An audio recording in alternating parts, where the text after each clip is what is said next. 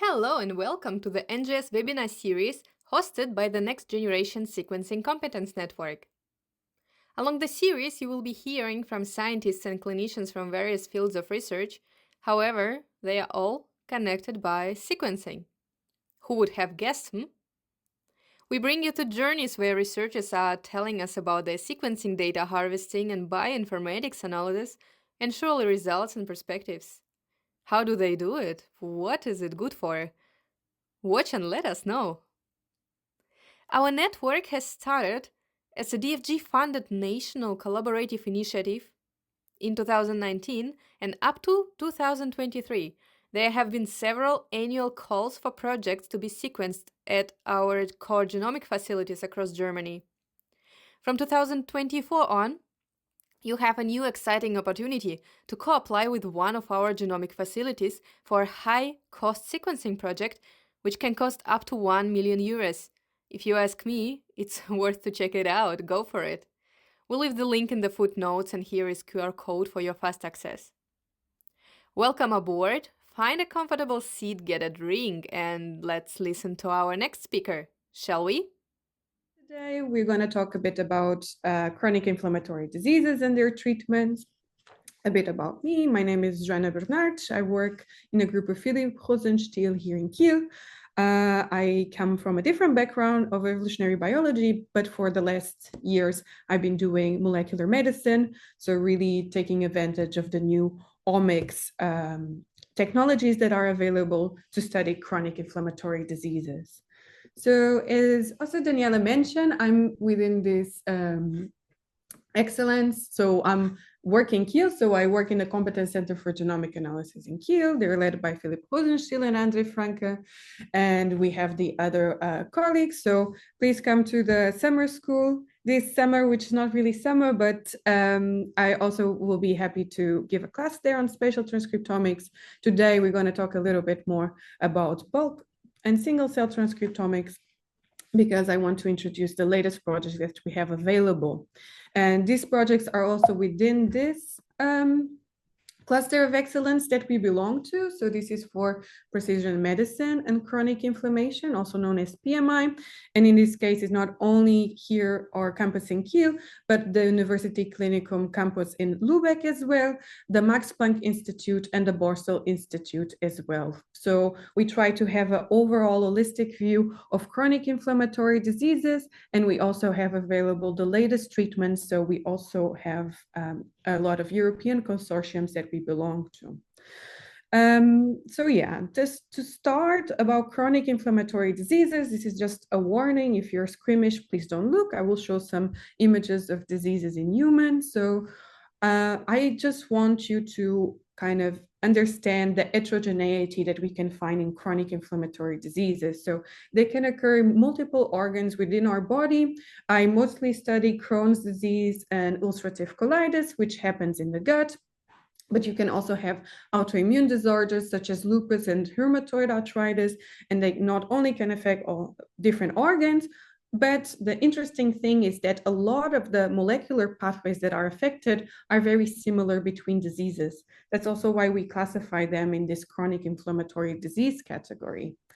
And why do we study this? Of course, there is a high prevalence of this disease, especially in Western countries and coming to westernized countries. So there is an increase in the incidence of these chronic inflammatory diseases, and they are very difficult to study because they are complex disorders. So you have the genomic component, but you also have the environmental component, which you cannot control. So you have, for example, things such as stress, hygiene, diet. They have a direct effect, for example, in the microbiome, which then has an effect on your genetic susceptibility, which then can lead you to develop a chronic inflammatory disease.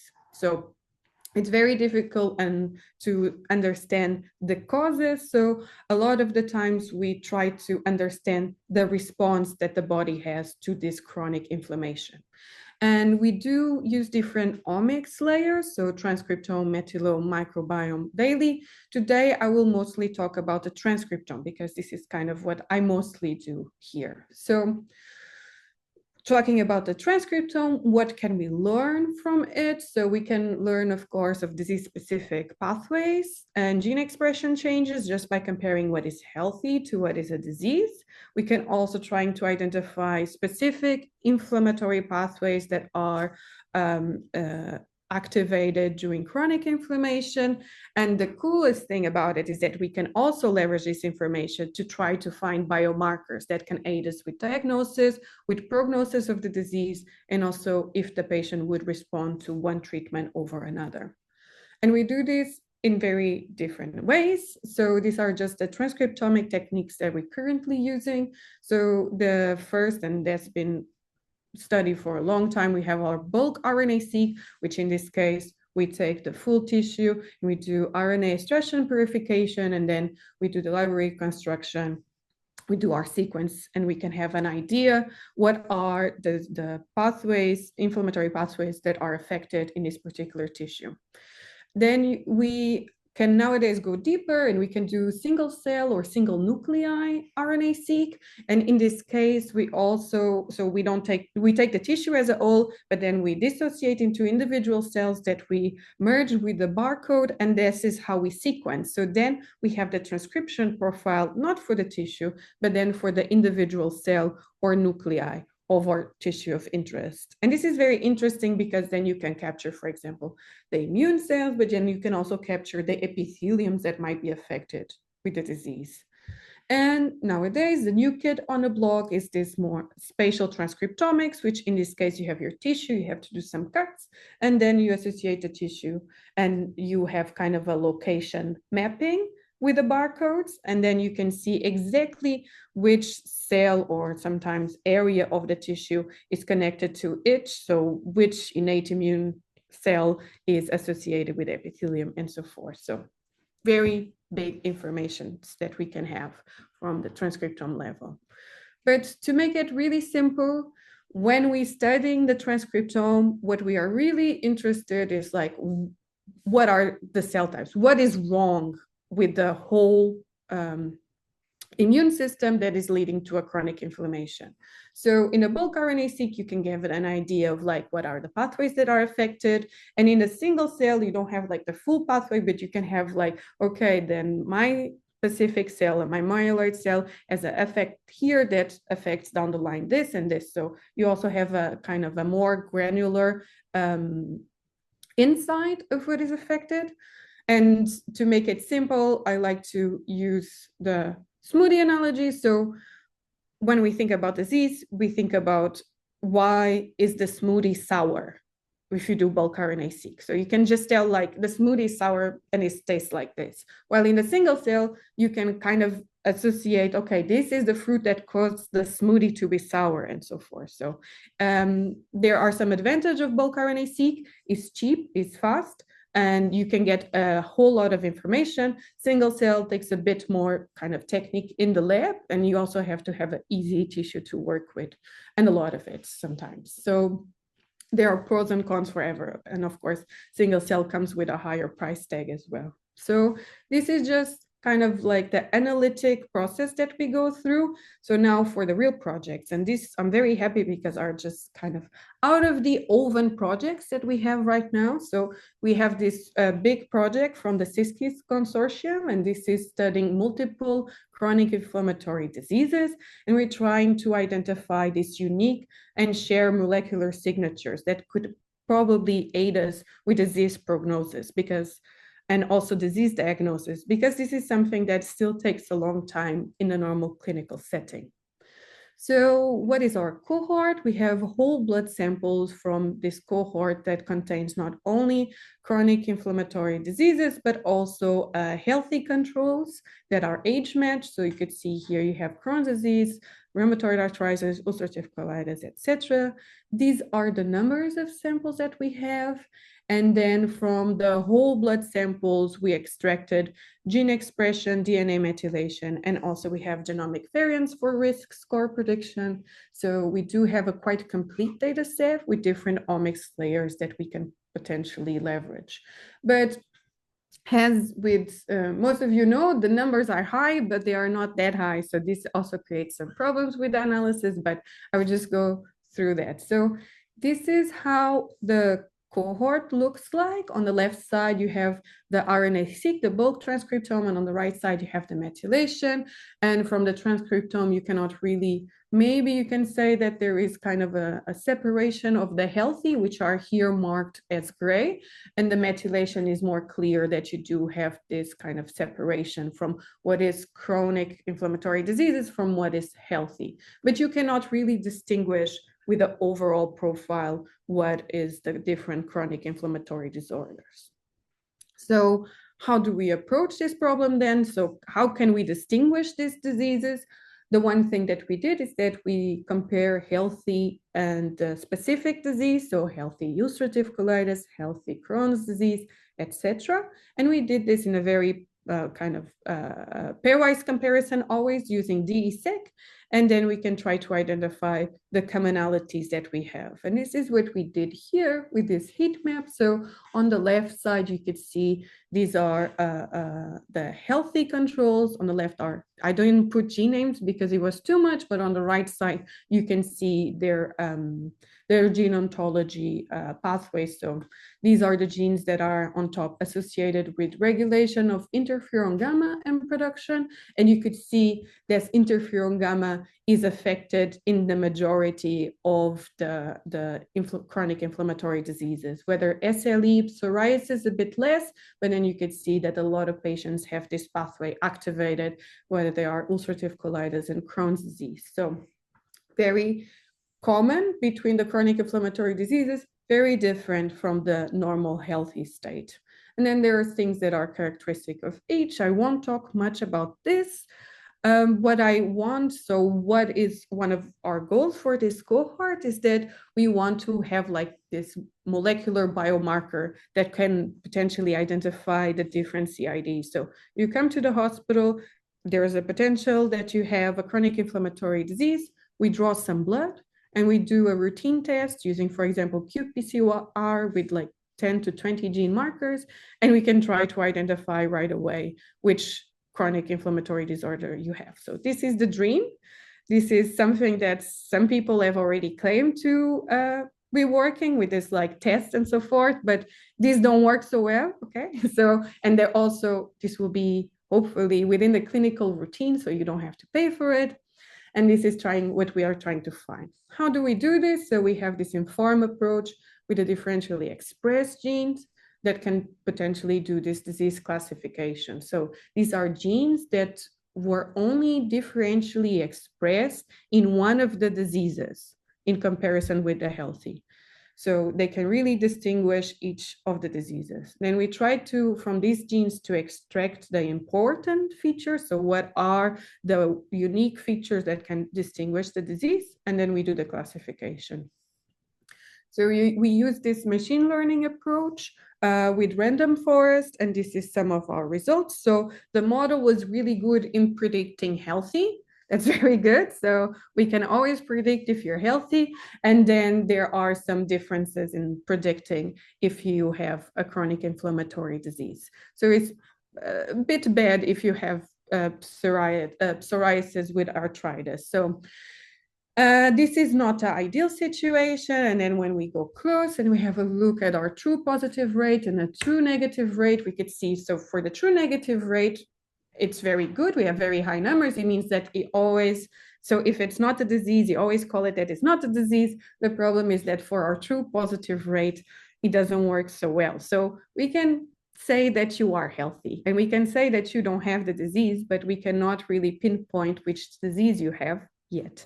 And this is probably because our cohort doesn't have enough numbers and we have to work more on it. So to collect more samples to see if we can do this for a higher and more variable population. So this is how we have right now. This is just some of the genes that are behind this. And you can already see that B cell seems to be a very important cell type for this. So this is maybe also an idea to do a single cell on these different cohorts. But then the question is, what tissue do you use? So I told you that our goal was to have this biomarker that distinguished the different CIDs. We're still working on it. We still don't have it, but we continue to try to and collect more data, collect also more external cohorts that we can maybe use to validate better instead of using our only cohort separately. So we can definitely identify what is healthy and not a CID. And maybe the other layers can also help us with this. So for the methylation and genetic risk scores. So this is just for the CID diagnosis. The question next is like, yeah, but how, once you have diagnosed, how do you treat the CIDs? And in this case, I would like to use IBD, so inflammatory bowel disease as an example, because we cannot, so IBD can be classified already in two categories. We have the Crohn's disease and the ulcerative colitis. They basically occur in, so ulcerative colitis occurs in a large intestine, and it's kind of like occurs through a line. So it is not that it's patchy, as opposed to Crohn's disease, which is a patchy disease. So the inflammation can occur throughout your intestinal tract from mouth to anus, basically. We already know that some molecular pathways are also different between the diseases. And so we are trying to understand what can we use and leverage to treat and to have better rates of treatment for each of these diseases. So majority of the biologic, so normally people get corticosteroids as a like basal treatment, but then if you have very active disease, you start giving these biological treatments, and these are treatments that will affect your molecular pathways and will affect individual cells. So there's multiple treatments available right now, and they're normally in common between UC and CD. And how do this treatment work? So what we have is that the patient presents into our clinic with a high disease activity. And what we do is that we give the patient a biologic treatment. So I told you there are multiple of them. This is just so they also have very difficult names: ustekinumab, infliximab, risankizumab. So this is just something that is related to the molecular pathway that they are affected.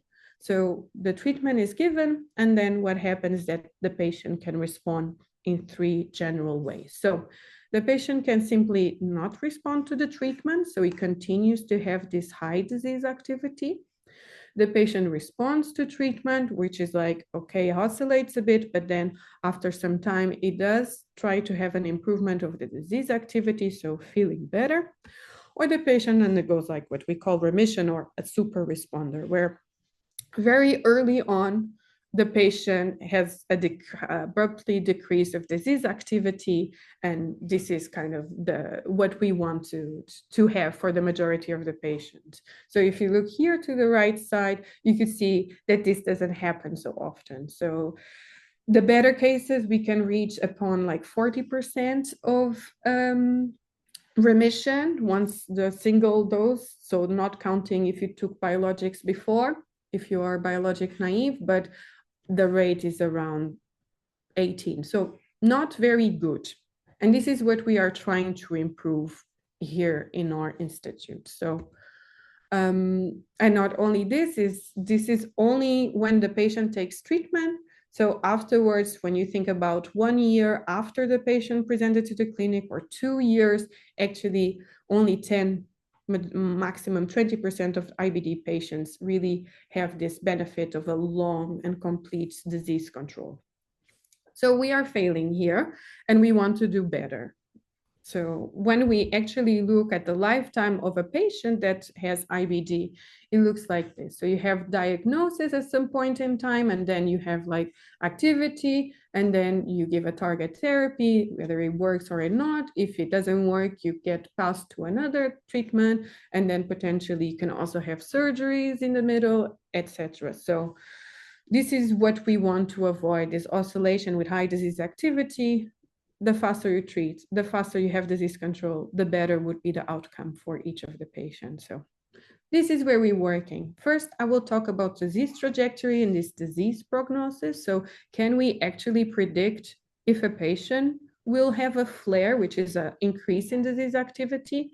So this is what our project here is. So we have this UC, so this is only for ulcerative colitis patients, and we have this biopsy data set, and we try to identify if we can predict how the disease will develop over time. So we have biopsy samples. What we did is that we did gene expression and microbiome. I will talk mostly about the gene expression today. We have 222 biopsies. We have the transcriptome for 211 of them, so a very big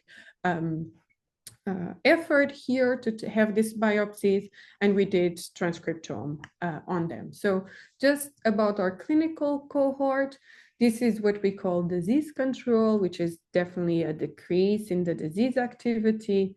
And then, so all of the patients that achieved disease control did not have hospitalization or IBD surgery or a major escalation. Only a few had. So this is really interesting. However, what we have right now is that we have these ways to identify remission that are not really working for us. So you cannot really distinguish hospitalization, IBD surgery, and major therapy escalation before.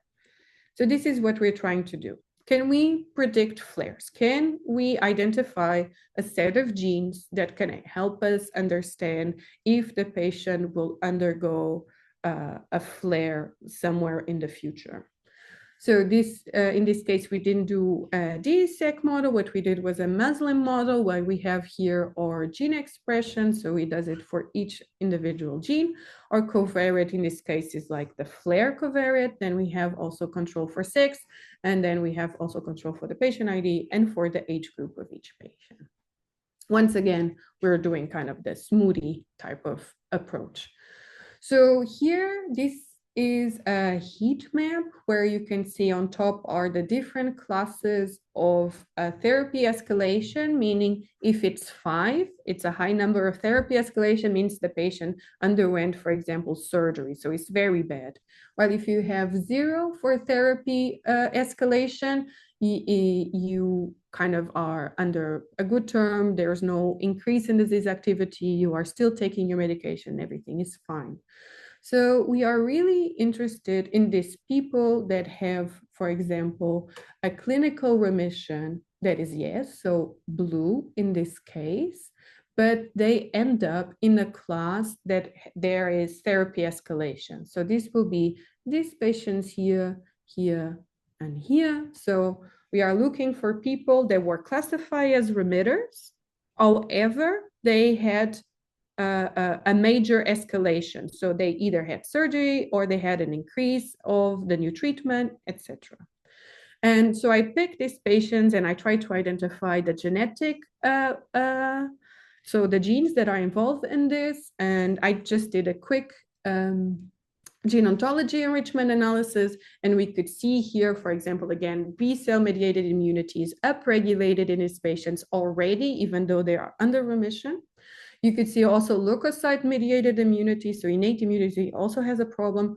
And then we can also see, so you see here is like a lot of cardiac ventricle development, which you should not really have in your intestinal epithelium. However, with me, that I know a bit more about this tissue, I think this is mainly due because of the endothelium development. So there's a lot of fibrosis and mesenchymal happening, and this might be what is leading the patient to have this disease flare afterwards, because it's not really contained.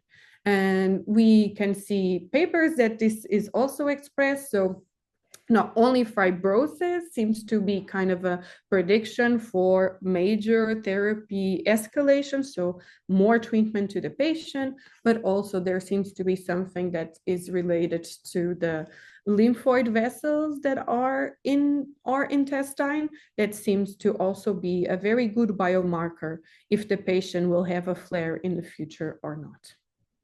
So we continue to work on it. We are now waiting for a validation cohort to be available to us. We do have one, and we are very excited to be trying now this set of genes that could potentially give us a glimpse of the future, which is very important to the patients.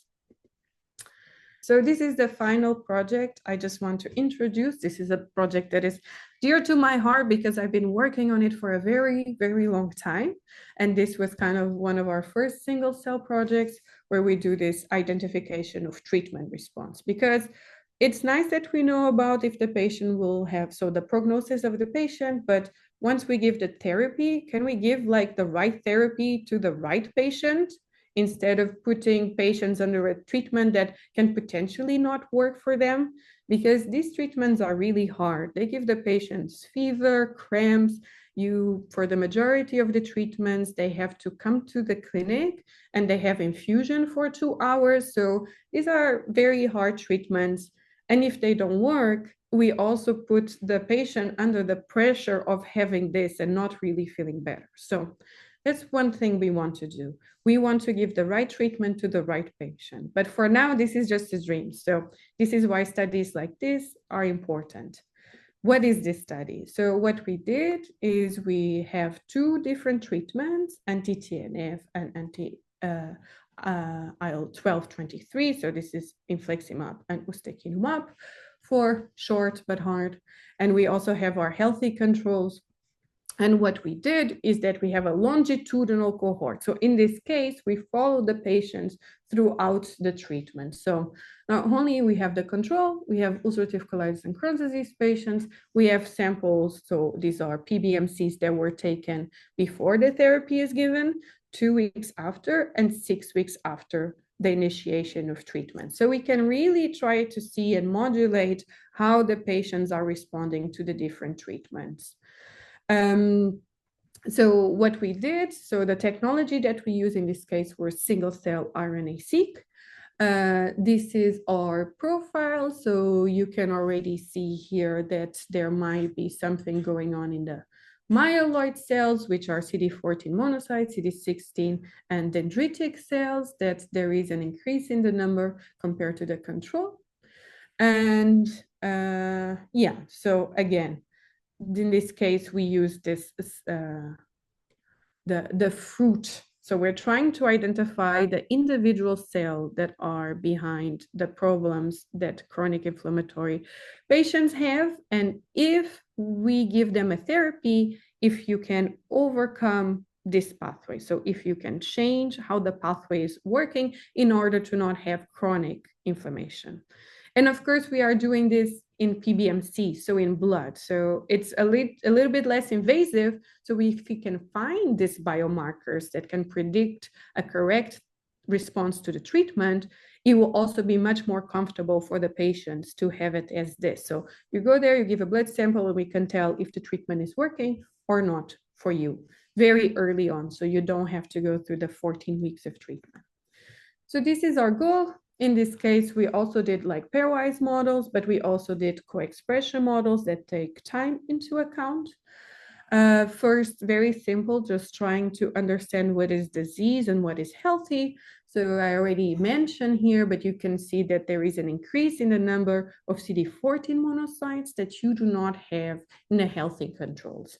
And not only this, but that this increase in CD14 monocytes is also accompanied by an increase in interferon gamma response in these particular cells, especially in ulcerative colitis, not really in Crohn's disease. So who makes interferon gamma? This would be the T cells actually. So, but we saw no major differences between health and disease and between the 2 diseases. So then we look at the monocytes themselves. So what the monocytes have is an interferon gamma receptors. And here we start to see big difference. So increased expression of interferon gamma receptor 1 and 2 compared to the controls, and also differences between UC and CD. And you could see here that is not only in the CD14 monocytes, but you can also capture this in the CD16 monocytes. So going forward, how is interferon gamma response in these myeloid cells? So this is what you have on the left side. The top panel corresponds to the non-remission patients. The bottom panel corresponds to the remission patients. And what we saw, and we were kind of amazed, is that for the ulcerative colitis patients, there is this increased interferon gamma in the remission and not in the non-remission. And what we think is happening here is that for this particular treatment, which is anti-TNF, there is actually this increase of inflammation before there is a decrease. So there is the modulation that you have an increase in this particular pathway, and then it will decrease over time. But because we only capture the early responses, we do not see this. What we saw is that the Crohn's disease patient seems to have this decrease in the interferon gamma response throughout. So what we did is that we took the genes that are behind this interferon gamma response and we plot them. And we also did some module calling. So here you can see we have the module K2, and there's a different pattern in particular here. So once you plot that in another way, so you plot here, I just plotted the K2 module expression, and I plotted throughout the time points and between remission and non-remission for ulcerative colitis and Crohn's disease. And you can see there is a significant downregulation of interferon gamma in the non-remission patients of Crohn's disease. And this is something that is already happening before the treatment is given. So if I can already know that the anti-TNF is not working for this particular patient, maybe I use another treatment over the anti-TNF. The interesting thing here is that this is not so true if you only look at the tissue. So if you look at the blood, we do see this. And we not only see this in our cohort, but we also saw this occurring in another bulk RNA-seq experiment that we have these exact genes being downregulated in the non-remission patients that have Crohn's disease. While if you look in the blood, you see the opposite. So I think what we are capturing here is really the different, how is context specific. So circulating, you have this increase and then decrease of interferon gamma, while the non-remission cannot, so in the tissue, only have this very, very high increase of interferon gamma. So there will never be this decrease that we have, for example, in the remission patients. So this gives us now a new idea that maybe PBMCs is not all of it. We already kind of knew about it. So maybe it's not only this. What we really need to start studying is also the spatial context of it all. So we really, in this case, is no longer a smoothie analogy. We need to start studying the pie. So what is happening in the tissue? Can we identify this interferon gamma? And if we can identify the interferon gamma, where is it? So this is what we start to do using biopsies. Yeah, there we go.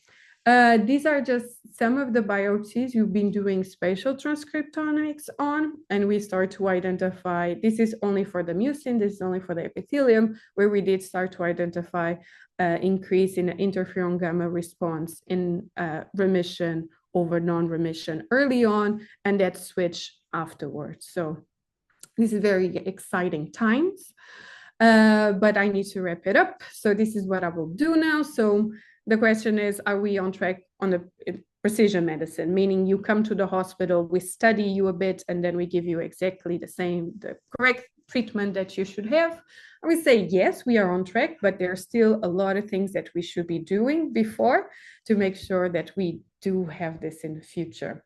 So, I mean, I work with omics, and I know how impractical it is to just do single cell and bulk RNA-seq for each of the patients that comes to the clinic. So what we always try to develop in parallel to our omics studies is to have like a simple panel that we can actually use, whether it's through flow cytometry, whether it is to qPCR, which is so used nowadays. So we do have very good study coming out, so keep your eyes open, from Guide IBD, which is an EMA demonstrator where we can very early on identify if the patient is undergoing remission or not with a set of genes that are easy to run and run in one day in the lab. So high increase on the rate of response to the patients that were under this molecular informed diagnosis. So many things ahead to do. And so from understanding the disease to also how we can better patient life. So with this, I would like to finish and thank everybody at my institute, in particular, of course, to Philip Rosenstiel, give me the opportunity to work here, and to my colleagues that have participated in all these projects that I show throughout the years, the clinicians and also the patients, of course. Without them, this will never be possible. So thank you.